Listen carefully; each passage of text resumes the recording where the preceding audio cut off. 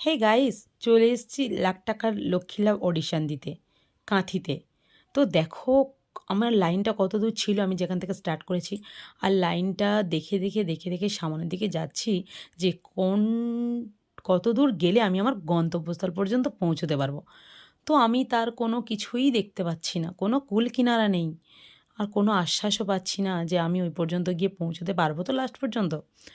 তো দেখেই যাচ্ছি দেখেই যাচ্ছি, এই যে যারা লাইনে দাঁড়িয়ে আছে দেখছো, এরা বলছে আমরা কাল রাত থেকে লাইনে দাঁড়িয়ে আছি।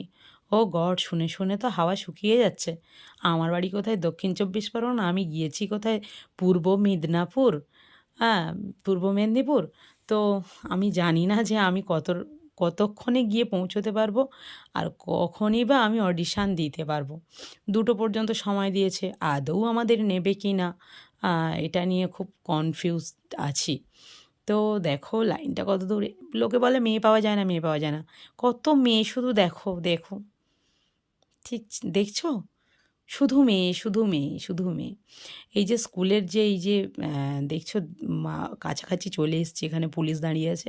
তো এখান থেকে এক এক করে লাইন শুরু করে ওখানে নিয়ে যাচ্ছে স্কুলের গেটটার সামনে। তো স্কুলের গেটটার সামনের ভিড়টা দেখো, ওখানে কি কোনো লাইনের পজিশন নেই? জানি না, ওখানকার যত মানুষ ছিল মনে হয় সারা রাত ধরে লাইন দিয়ে দিয়েছে। দেখো এখানে কোনো পজিশান আছে ঢোকার মতো? জায়গাই নেই। কতগুলো মানুষ এক জায়গায় ঘুরে দাঁড়িয়ে আছে, ওটা ওদের জায়গা বলে। টাটা, বাই বাই বন্ধুরা।